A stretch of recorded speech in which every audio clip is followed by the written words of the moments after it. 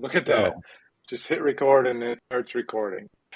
Okay, good to see you. It's time for you to me to share with you what I'm working on and you to show me why the way you would do it is better. So, ready.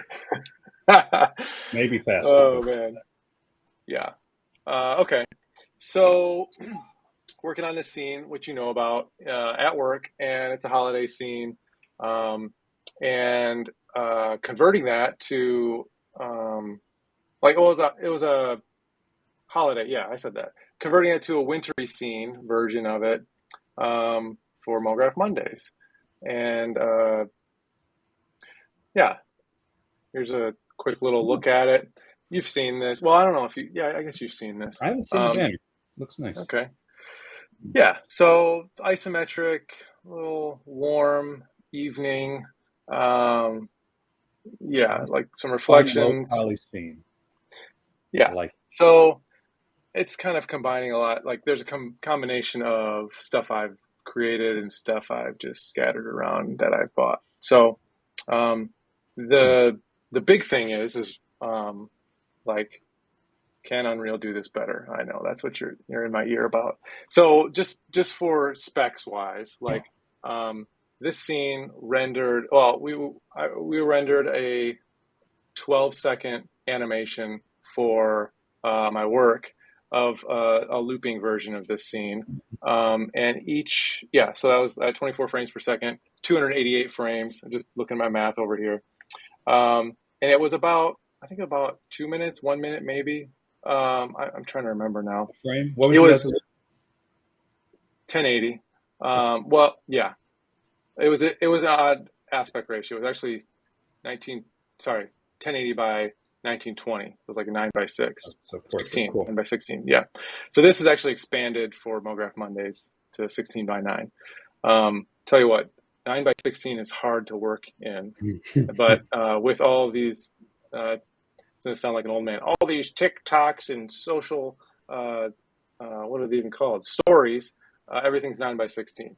Anyway, so rendering on my MacBook Pro M1 Max, I think that's all accurate. It was like 6 minutes a frame. Again, 1080 by 1920. And on a 3080, well, on a PC with a 3080, it was like a minute and a half, I think, a frame. So rough math, it was about 8 hours to render 12 seconds of 24 frames per second animation. It's like one of the classic hit it when you're done for the day, and you hope that it works out the next day. You give yourself a few days buffer in case there's an error or something like glitchy, which did happen. So anyway, so my big questions for you are like bringing this into Unreal. The classic two come to mind for me are like, can we get it to look this way? That's always first for me. Because I know there's a little bit of workarounds, or if you will, or whatever. I'm not going to say too much because I don't even know. I'm talking out of ignorance. And with real time and Unreal, but and as well as just how to convert the scene so that it actually is in there and set up. Those are the two big hurdles for me in Unreal. I know there's plenty of benefits once I had that streamlined. So anyway, that's the thing. Cool. I know. Yeah, I know you took the version and did some experiments with it that looks a little bit different, like the different version of a color palette than this, right? So, Yeah. Yeah. So expanding on that, I mean, we had our conversation of you were doing this, for your job, and I'm like, oh, that's cool. And then it dawned on me, I'm like, hey, this would be a fun one to convert to Unreal and do it as a test. And as Chris said, I've been chirping at you, and I'll keep chirping at you. But yeah, we can dig into how I did it. So it's not quite as detailed. Eventually, just kind of ran out of time, but wanted to get some renders going and test it out. But we can dig into it. cool. All right. So here we are in Smallville. So I'm just going to kind of do a quick overview and just fly around and just show you. You've seen a lot of this before, but just kind of showing like where this is at in real time, and I can kind of go into like what's powering some of this and so on and so forth. But I took the scene that you had that was done in portrait, which is more or less kind of like this little sliver. And Hmm. then just, duplicated these houses and expanded it out so I had some room to play with it. Oh yeah, there's trees in here too. But yeah, just Green. just built this thing out to be a fun little scene and kind of give some wiggle room. You did yours in isometric. I kind of just went more of the telephoto route, but Hmm. I'll kind of just dig into what's in here. So as Well, you these can, houses, the property value is way less. I'll just say that at the onset here because they are like butted up against each other. Anyway, keep going. they're very affordable. In this housing market, very affordable. Um, yeah, so really, I mean, just all these, as you can see, I went through and processed some of your houses, which we won't go into, but for the sake of making this easier, I knew none of these were going to animate, so I went through and kind of open up some of these things. There's the houses. But as you can see, I tried to merge these into one mesh with a bunch of materials and then bring them in. So just a little easier to work with, a few less parts to have to deal with. And then I could kind of take basically these two houses are throughout the entire scene and just kind of took different colors and slapped them on a bunch of different ones within this color palette that we kind of landed on and duplicated these out. So kind of dive into the animation. So just Well, one thing, just I'll start explaining this as I go, because we're coming from a reference point of doing this in Cinema 4D, and Redshift is kind of the baseline. So how Unreal kind of digests this stuff a little bit differently. So this is the level that I've got. So let's see. I'm going to drop all this in. Open this in a bit. So I've got my main level, and what this is it's kind of like a Cinema 4D file. This contains all the stuff that's been plopped into this one, and you can have in these projects a ton of levels.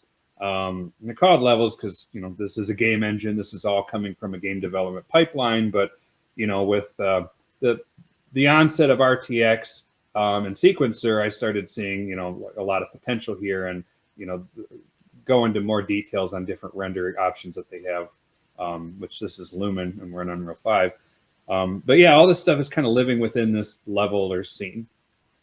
And what we have is called sequencers. So this is kind of a set of parameters. I'm going to open this up. This is made for linear animation. So I have a bunch of stuff loaded into this scene that's not in the main level. So you can see the house and the lights and all this stuff is kind of lit in real time. And then I loaded in characters and vehicles, and I think for this scene, that's about all I added. But you can see there's some people around here. They're kind of all doing their thing, and these two little whippersnappers are making a snowman here. change of Uh, clothes. I like it. Yep, just kind of reused them. And this one was composed for a loop. So what I wanted to do with this was to make a 4K loop that I could then throw on my TV as a background. So this guy for wintertime is just a big 4K winter loop that will just play, and that would make me happy. So I'll elaborate a bit more about sequencer here. So in this, like I said, the level is kind of the neighborhood. And for this scene, all the objects that I want that are going to be different. So say I wanted to do variations and change it up. I've got these pieces pulled in. And this little lightning bolt means that they only live in the sequencer. We won't go into why that's kind of strategically important today, but you can do that another day. Yeah, and then this just kind of contains all the animation. So if I just let this play, you can kind of see that this whole loop is going.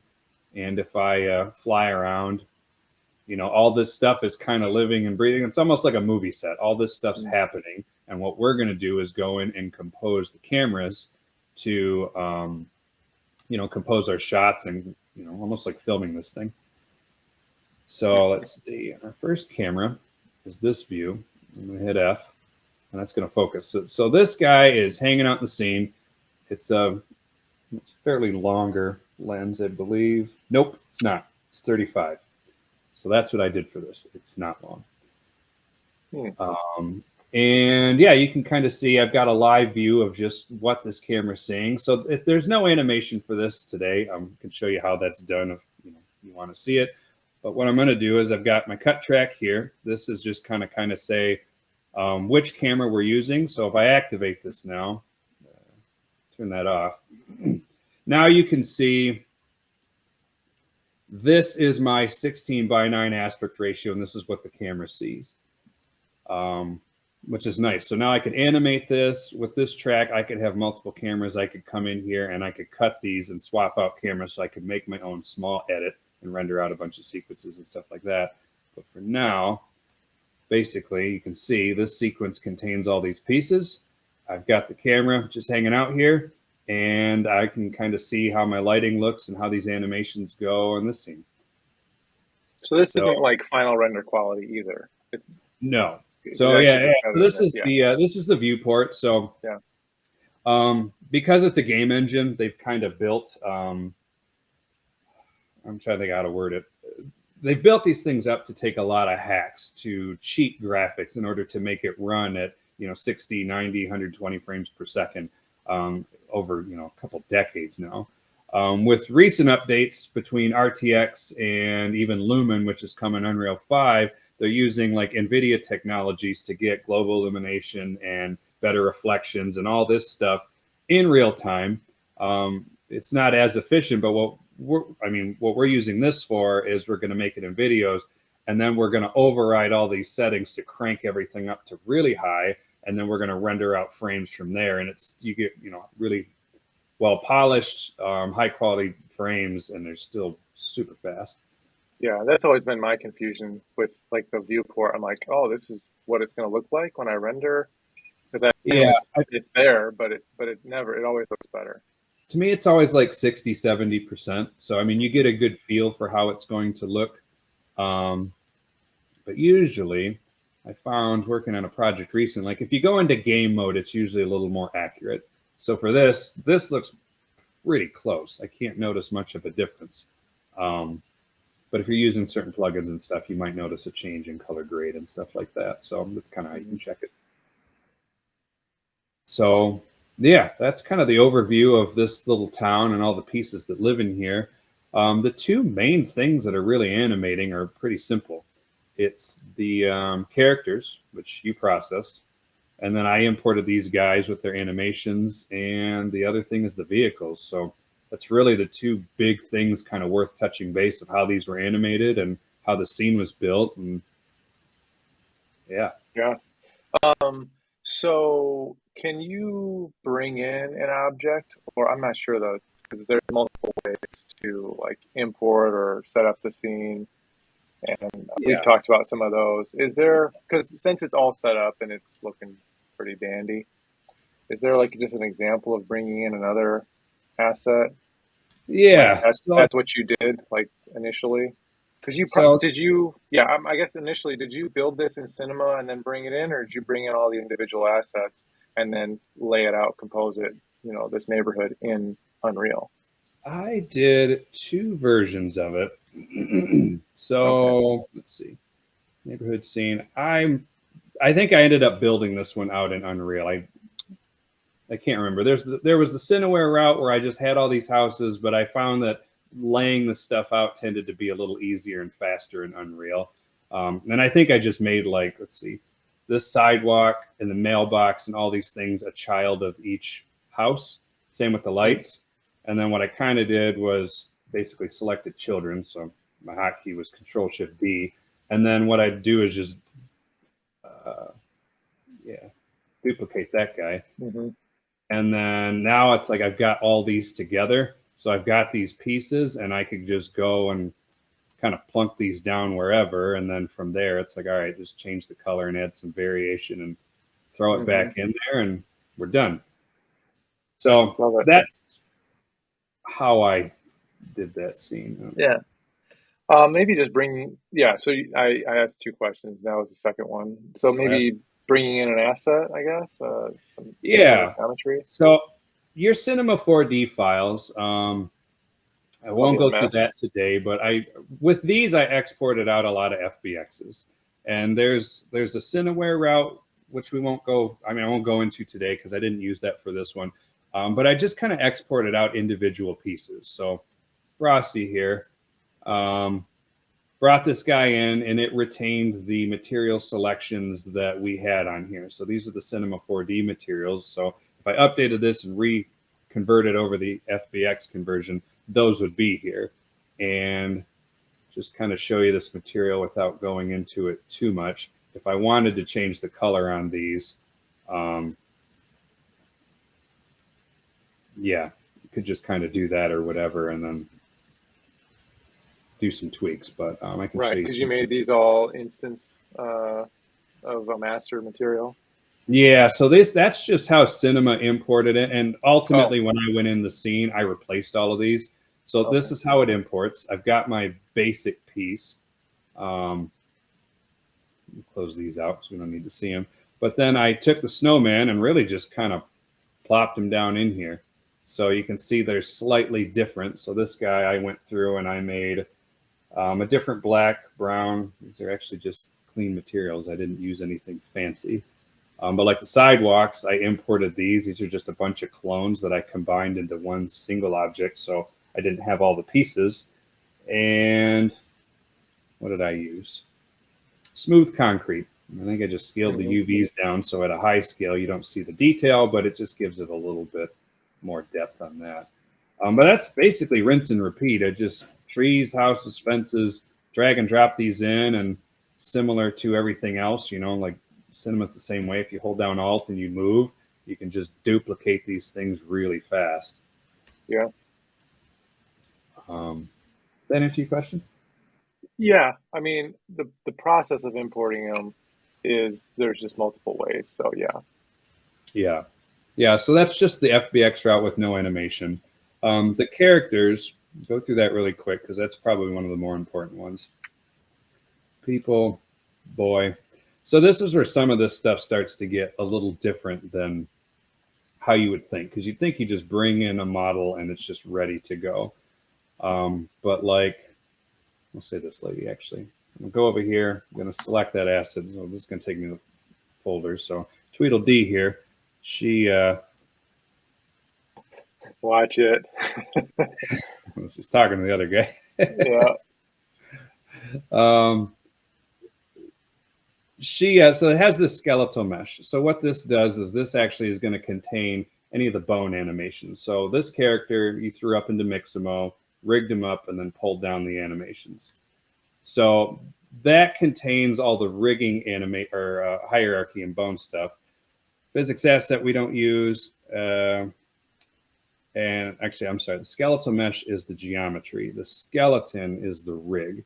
So these get a little confusing with how they play together, but when you want to start reusing and duplicating these things, that's where these modular pieces start really making a big deal. So if you imported, say, like 4 different versions of this woman to mesh, and then you link it up to the same skeletal mesh, you could basically use all these Mixamo animations that we pulled down to drive one of these. So you don't have to bring in a bunch of rigs and a bunch of versions of animated assets.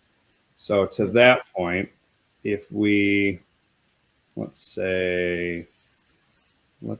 bring this lady over here. And this is how she imports in. Where's she at? So I'm going to drag this. So this is living in the scene, and I want it to be in sequencer. And sequencer takes a little bit of getting used to, but now this is actually being referenced in this linear scene. So she's not doing anything yet. But what I can do is twirl on these animations, and I imported all these different animation files that are all connecting to this one skeleton. So now, let's see. Let's do this one. Did Well, those go through Cinema in some way, or what's directly that? from Mixamo? Are those the files directly from Mixamo? So these are Or directly from Mixamo. You just pull okay, down these FBX assets. yeah. You can choose to download it without the mesh from Mixamo, so they're really small. So say like you pull down a whole library's worth of stuff and you connect them all to one skeleton, just like kilobytes each. You can just bring all Hmm. these in. So this lady's hanging out in here, and then when you get to the overlap of this, now she's doing this animation. She's And fixing a snowman, but there's no snowman. she's fixing a snowman, and what else is she gonna do? Thoughtful nod. And then I'm just going to overlap these a bit so you can see there's these little cross blending. But now it's just as simple as that. Like, okay, she'll stand up and now she's on to the next one. And you can just keep duplicating these things and having them keep going, or can take this and just stretch it out. And, she's just going to sit there and do this until you pretty much tell her to stop. Yeah, So that seems very similar to cinema with the what is it? Um, it's not the pose morph, Motion it's clips. motion clips. It's Um, just like that. okay, Um, okay, the one difference with that one is, at least from when I had done it, is you have to pull in like a skeletal, like the whole mesh and the animation. You bring all them in and you have to kind of reference each one. I could be wrong, but that was the one thing I liked about this is this animation, when I pull this up of her walking, oops, it's not actually pulling in the geometry every single time. So if you had a fairly heavy character and you had 20 animations, you wouldn't have to import that whole character 20 times. You just import the animation, and all of these are linking back to the same yeah. skeletal mesh or skeleton, which is this guy. This process is very cumbersome in cinema. Maybe I think there's a whole tutorial or another about my training times with Dan on that process. I'd be really curious to see because you have it all set up, and it's like, oh, now we're good. But I This feel one like, is, yeah, if you did a cinema comparison, this is way faster. That's one of the okay, few things. Like character animation is one thing they swear they have done a good job um, getting locked down over time. Cinema, it was a bit harder, and reusing stuff was more frustrating. yeah, Not saying everything is a lot easier, because there's some stuff that will make you rip your hair out, but I think yeah, it's worth interesting, yeah, okay, it. So that's basically the character workflow. And like I said, if I back out and see, like, you've got these two people are just having an ongoing conversation in the middle of winter, and they're not cold. Um, these ladies are having a chuckle over the fence. I was like, And where are you going? And then you zoomed right up a bunch of people talking at the fence, like you're I God, know where they're you all know at. your I mean, neighborhood. these guys are shooting the breeze. Yeah, And then this lady's walking wherever she went. This okay, thing was, it's probably like a fraction off. Getting her to animate and looking smoothly was a little difficult, but when you get up high, it's not as noticeable. So those are the cool, people. love them. So the other part of this is the vehicles. So this one was done a little bit differently. No Mixamo, no motion clips, just each car. So let's see. Do these not in a blueprint? I did these ones in a blueprint because it condensed things down a bit. And let me see. I'm not going to go into the nuts and bolts too much because it gets a little complicated, but I'll open this guy up and we'll take a look at it. This recording is slowing it down. Oh, opening it. Yeah. The blueprints Yeah. are the coding espresso of Unreal, right? Yeah, I would say in a nutshell, that's it. So, depending on how you use them, it's like a container. So all these pieces are contained within this. And then, yeah, like if you like espresso, blueprints is, in my opinion, like that, but like 1,000 times stronger. So this is similar to my espresso setup. And really all I'm doing is two things. This is slightly complicated, and I'm not going to explain too much with the construction script versus the event graph, but it's the same setup. One of these, which is the construction script, allows you to work in the viewport and animate. It's a little complicated, but then once you go to actually render these at high quality, it switches to game mode. So I've got a little setup that works just fine once you kind of know how it works, but this is basically how it's working in game mode. And what I've got is this event tick. And what this says is every single frame that Unreal samples, so if it's like 120 frames a second, it's going to read this 120 times a second. It's really inefficient for games, but for this stuff, it's super helpful. And then I'm passing it through, and I've just got the 4 wheels on here. So I've got the vehicle, which I'm animating at like the parent null object, and then I got the wheels separate. And all I've done for these is I made a reference. I just made a little value like wheel speed. I'll do this in Espresso. I'll do time and multiply it by a number or a slider that I'll use in my user data. And that just makes it like a little motor, so I can just kind of crank this value up to whatever I want it to be. And that'll just make these wheels spin indefinitely. So that's how I did this one. You could just as easily pull these wheels in separately into sequencer. So let me find the, let's see, wagon, sedan. So minimize these guys. So let's see. This guy starts driving around this time. So you can see I've got my keyframes, linear velocity. So this guy will just take off and just keep driving through the scene, and just like the truck's doing there. And zoom back in. Like I said, the wheels are contained within this blueprint, but if you wanted to do this vehicle, you could bring all this stuff in, have it all in your scene just fine, and then just pull the pieces in that you want to animate. So for this, it'd be like the parent object, and if I had the wheels as a child, I'd pull those in. And then once they're in, this is the part that took me like a little bit to wrap my head around. In Cinema, you've got everything at your disposal that you can just keyframe to your heart's content. Because this is a game engine the way they have it, you can't keyframe like every little property that you would like, which is a bit of a bummer, but you have to be intentional. You have to call these things out. So once you get in a rhythm of this and you know how to do it, it's reasonably fast, and it's actually not that bad. But at first, it seems a little off-putting, at least to me. So I'm going to hit this track, and basically these are all the things that you have the options of keyframing. So if I wanted to keyframe like the wheel or add to it, I have this wheel. I'm basically calling out this wheel here, and now I'm like, okay, I can't do anything yet. And then of this wheel, I want to do a transform, which is your position, scale, and rotation. So now I have access to these parameters, and now I can keyframe things. So I can keyframe all of them, or I can come in here and I can actually animate this however I want. So for this example, if I started at 0, go back to the beginning, add a keyframe, and then that's a constant. So I'm going to set this guy to linear, so it just keeps going.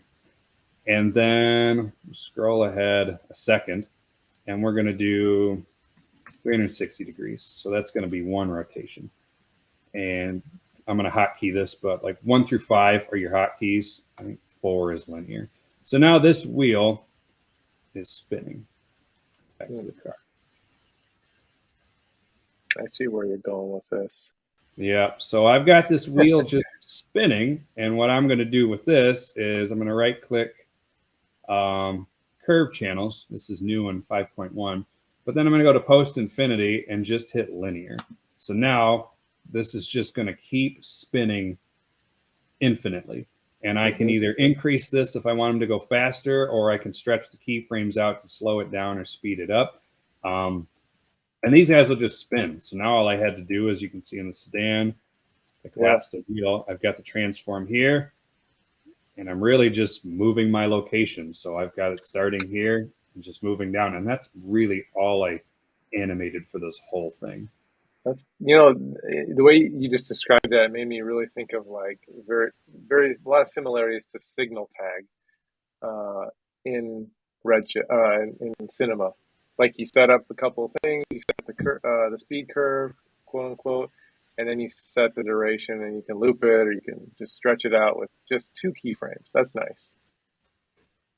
Yeah, and that is the nice thing about it, because I mean, with this, like I said, it was weird at first because it's like, oh, it's a little cumbersome to do it. But once I realized like I'm just accessing what I need, it wasn't too bad. So now it's like if I want to test this guy, like I'm just gonna throw a camera in here. That's kind of a cool camera move. Yeah, it's like, all right, well, I'll just kind of see what this looks like. And if you just want to play with look development, I'm just kind of tweaking this guy out and, just do a few quick adjustments and pull it in. And now what I can do is like, all right, well, let's watch this. So Is that attached to the car? That'd be even cooler. I call it cinema. I should probably rename it, but whatever. So I've got this new camera that's in here, and now I'm just going to change my camera to my master scene. So now I've got this camera locked in. So it's like if I wanted to test this out and just see how it works, car will take off once it gets there. Oh, never mind. I know what I did. My mistake. So sedan 2, make it a child. Oh, there you go. So now I want it to follow. Oh, come on. It's Oh, gotta reset tracking. it. So a lot of these little things that are kind of weird, it pulled in the transform. So this is actually taking all the data, which is this position. I don't want that. I don't want to have to override it. So I'm just going to delete it. Let's see, pick this. I'm going to select my camera because if your camera cut track is active, it locks your camera, Mm-hmm. which is nice because it stops you from screwing things up. But if I want to actually like move this camera around the scene and play with it, I can. So we're going to go back to the start. I'm just going to kind of get back up, but I'm flying my camera around right now. And I don't want to see the horizon. Using your well-trained gaming fingers on the keypad. Yep, my WASD. I'm flying around, and that is one thing I do like. And then we're going to see. So I'm drawing my debug. Get up in there. Yep. So zoom up in there. Set my focus. I kind of just breeze through that, but this focus plane just shows you where it's at. This thing does render. I don't know why, so you got to make sure to turn it off. But now this should work. I'm hoping. There we go. So now if you wanted to just have this drive with it, you wanted to add camera shake or whatever, this is just a low-res preview of what this could look like. So you could animate this camera to revolve around or do whatever. So let's say if this was my cut track and I wanted to, you know what, whatever. We're just going to do it. I'm going to edit, split this guy. So I've got this camera as one, and then this one I want my parallel camera. So now we're just going to animate this guy on the fly. I'll go back to this one. Let's see, Cine camera. I'm going to add my transform back, add my keyframes. So it's funny that this sequencer, now that I'm looking at it again, thinking about it, it reminds me of After Effects. Like you can edit like a nonlinear video editor, like actually cut clips and edit. You can also add keyframes like you do in After Effects. This guy, I have this guy animating to turn off so it doesn't stay. But now, oh boy, fancy camera move. Oh, that is not fancy at all. Let's try something. Let's see. Look at tracking settings. This should be a thing. I'm not confident enough. I'm not going to do that. But let's just say this is what you wanted. Yeah, I don't know why you want it, but we didn't take the time to animate, but this is what we wanted. So now I've got my camera track. So I've got this first shot and whatever, this car drives by. And then it's important. Now we're going to go to this awesome camera move. Wow, that's epic. Like a bad drone shot. Yeah. But you get the idea. But it's nice because, you can preview these cameras. You can set these up quickly. You can put them on spline rails. And as you can see, like the lumen and all this stuff, like this is actually emitting light in the scene. So these are just an emissive material that's casting light.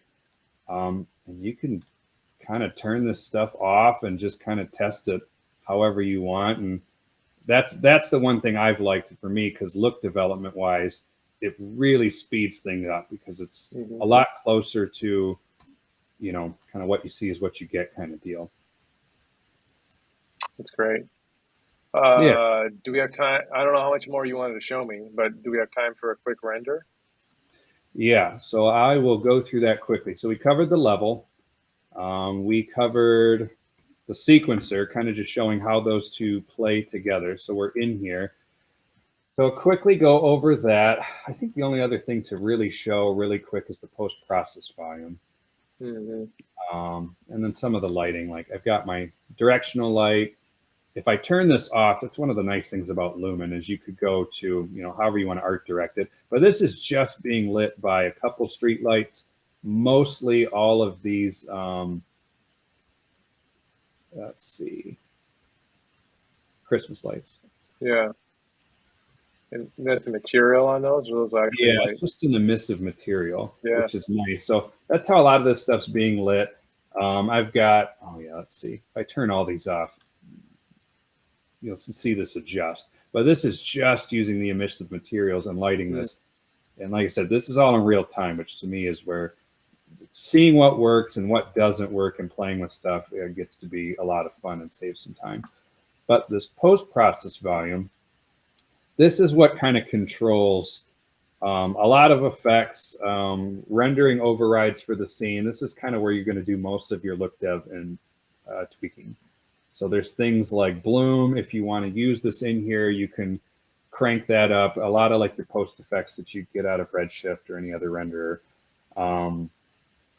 I guess this would be like your render settings in Cinema for the most part. Image effects, like this thing comes default with a vignette, but I like to turn it off and add it in post if need be. And the big ones are going to be global illumination methods. So this is key to note. Lumen is in version 5.0 and up, and you're going to need an NVIDIA GTX card to use this. They kind of went back in card technology, which is great. The other option, which they've deprecated, standalone ray traced. So this, you can use ray tracing global illumination. I personally prefer Lumen, but you have another option to work with. There's screen space as well, and this kind of gets more into how like the old gaming methods do it, which aren't as good, but I've been happy with Lumen. And then reflections. This one, if I'm doing like metals or really clean surfaces, or I want like really good reflections, I'll go with ray tracing. And that's generally going to be more accurate, usually a little bit cleaner, but Lumen's pretty efficient, and I've been pretty happy with it for the most part.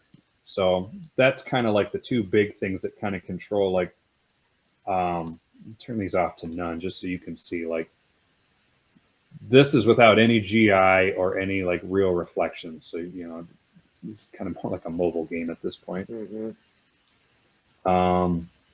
But yeah, a lot of your settings are going to be in here, and you can do some color grading, some other stuff. I still like to strip out most of this and take it into Resolve, just because that's my preference. But there's a lot of stuff you can do to dial things in here to try to get it close. And I think to match your scene, I went through and did some color overrides. Okay. So the last part of this is like, all right, we've put it all together. We've animated it. I've got my sequence. I'm going to open this movie render queue, which if you need to find it, you go up to your window and cinematics, and we just open it up in here. And I'm just going to drag and drop this guy down. So if I twirl it down, these are the two cameras that we could render. So if we go back in here, this scene has this first camera and the second camera. So this will kick out a render sequence for each one. So if you want a bunch of individual cuts and you want these rendered out to image sequences each, you can have a whole slew of cameras in one scene, and it'll just batch render all of them. Nice.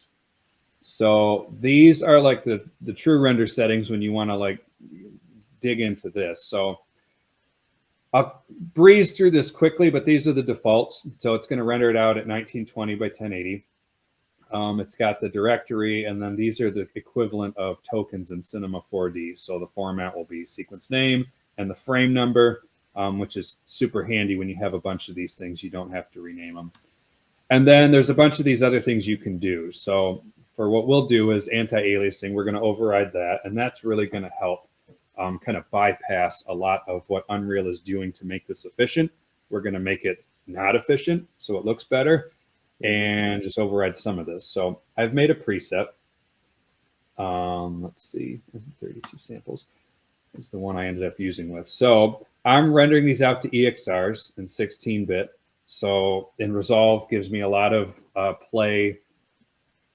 There's some color profile stuff you can do to get better color accuracy. I didn't do that in this one. I just left it as is, but this just gives me the bit depth to push and pull things a lot better.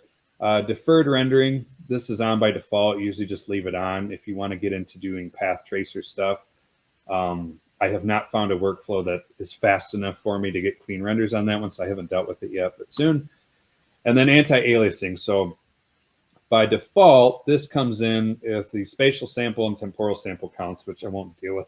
But basically, it's like similar to your samples that you would do in Redshift or Octane, but it's going to render this whole thing out as a sample. So this is also going to affect motion blur. So it's basically for one frame, it's going to render this out 32 times and do it. And then this override anti-aliasing, you just check this thing. So it's not dealing with all of Unreal's optimized gamey stuff.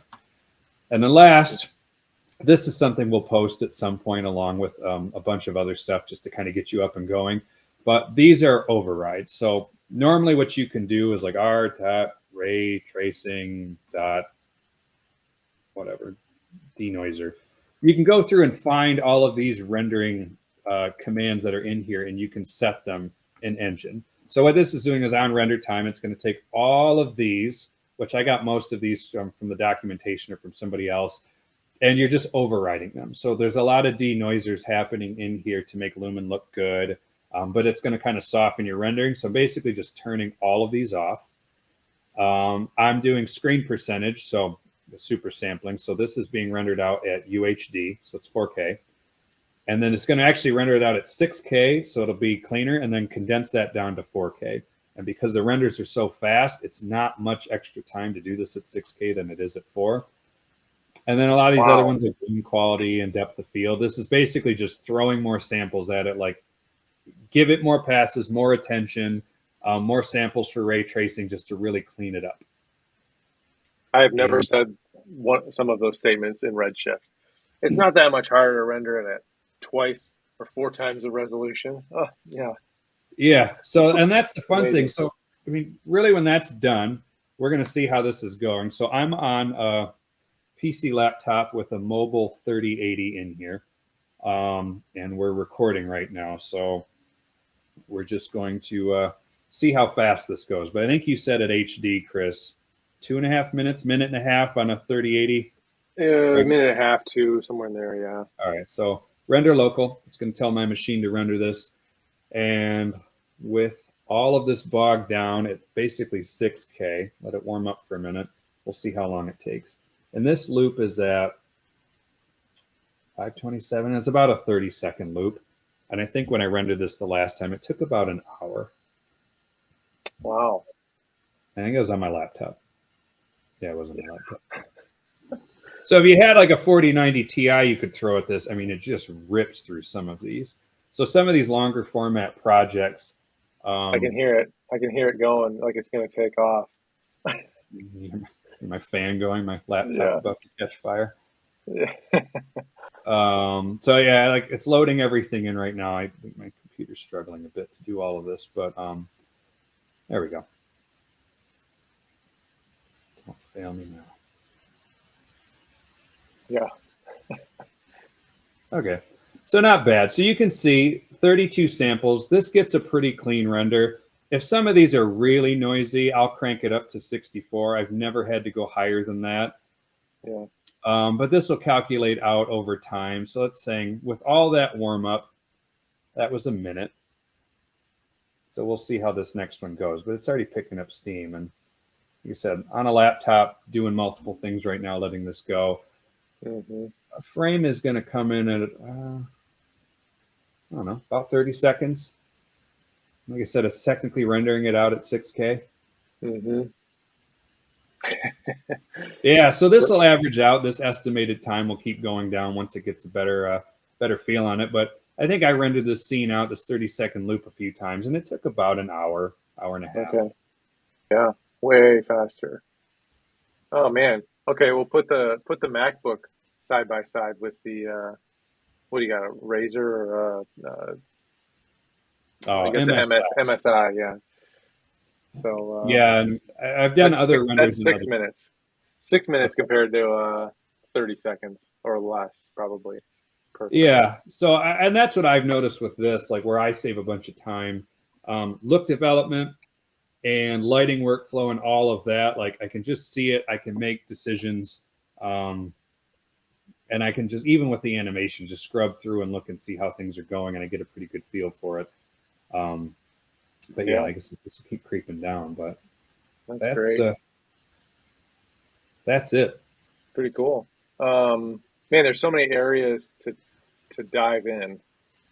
I mean, the Oh, animation stuff, the blueprints, all the scene setup stuff. We didn't even really get into. Like, we didn't actually import something. Even this the is material master, all that stuff. There's so many good things to dive into that yeah, seem and this like is like a super high level overview. So I mean, from yeah. this point, like I mean, in future ones, like to go into like Cinema 4D, Datasmith, kind of pros and cons of it. I've been digging into blueprints and making stuff, even from like a design standpoint, like just talking about how some of this has played into at least my job from a marketing standpoint, where I'm making videos like this, or actually doing design, like using this as a design tool and making iterations and designing stuff in real time, all that stuff. Like Hmm. there's loads and loads of practical applications I've been using this for, which has been great. Yeah. Well, cool. That's it. Thanks for showing it to me.